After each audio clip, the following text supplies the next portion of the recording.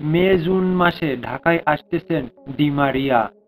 বিস্তারিত থাকছে প্রতিবেদনে।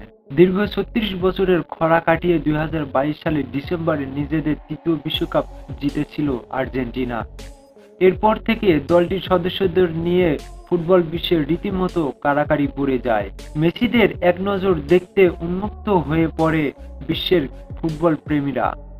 সেই ধারায় বিশ্বকাপের পর গত জুলাইয়ে ভারত এবং বাংলাদেশ সফরে এসেছিল ২০২২ বিশ্বকাপ দলের জয়ী সদস্য ও আসরের গোল্ডেন গ্লাভস জয়ী গোলরক্ষক এমিলিয়ানো মার্টিনেজ। এবার আসছেন তার সতীর্থ ডি মারিয়া।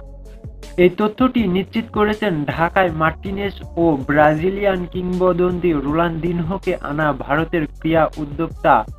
আগামী ২০ মে থেকে ৫ জুন উইন্ডো আছে। এর মাঝেই ডি মারিয়াকে বাংলাদেশে আনার চেষ্টা চলছে। মার্টিনেজ ও রোনালদো বাংলাদেশে স্বল্প সময়ের জন্য এলেও ডি মারিয়া বাংলাদেশে এসে বেশ কয়েকদিন থাকবেন, এমনটাই আশা করা যাচ্ছে। ডি মারিয়াকে ২ দিনের জন্য আনার চেষ্টা হচ্ছে, ফলে মার্টিনেজ এবং রোনালদিনহোর সঙ্গে দেশের ভক্তরা দেখা করতে না পারলেও ডি মারিয়ার সঙ্গে সেই সুযোগ থাকবে। শুধু কি তাই, এই বছর মেসি রোনালদিনহোকে আনার চেষ্টা চলছে বলে জানিয়েছেন দত্ত। তিনি বলেন, ডি মারিয়াকে আনার পরেই মেসিকে নিয়ে কাজ করব, হয়তো এই বছর কিংবা ২৫ সালের ভারতবর্ষে আনবো তাকে।